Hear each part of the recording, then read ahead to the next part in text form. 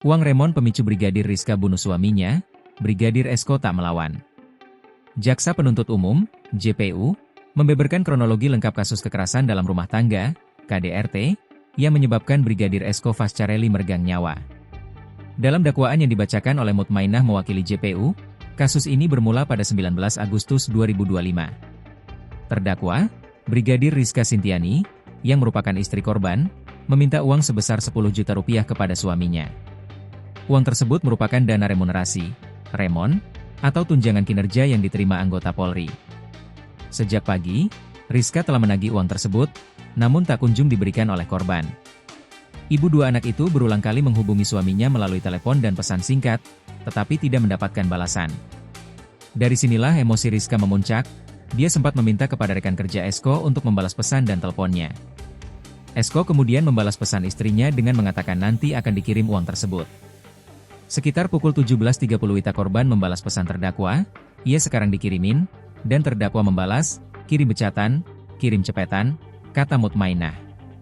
Meski sudah dijawab oleh Esko, uang tersebut tidak kunjung masuk ke rekening terdakwa.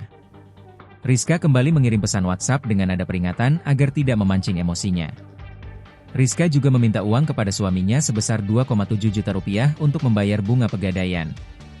Terdakwa juga sempat menghubungi korban dengan mengeluarkan nada ancaman.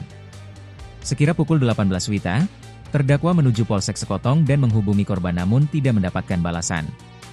Kemudian terdakwa menghubungi rekan korban dan mengatakan bahwa Esko tidak ada di kantor. Sekira pukul 19.48 Wita, terdakwa kembali ke rumahnya dan mendapati sepeda motor yang digunakan suaminya terparkir di sana. Kemudian juga mendapati sebagian lampu rumah sudah menyala. Setelah itu sekira pukul 20.39 Wita, terdakwa masuk dan langsung menginjak bagian ulu hati, serta menendang pada bagian pinggang sebelah kiri korban. Tak sampai di situ, Rizka kemudian mengambil gunting dan menusuk bagian kaki suaminya sebanyak 3 kali.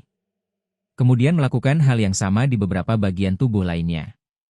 Esko sempat menghindar namun justru menyebabkan luka di bagian tubuhnya yang lain.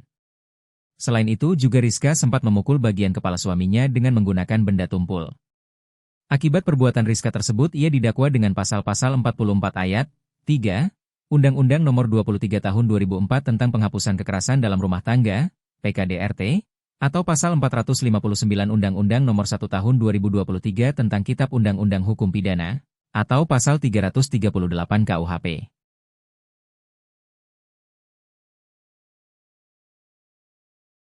Download Tribun X sekarang, menghadirkan lokal menjadi Indonesia.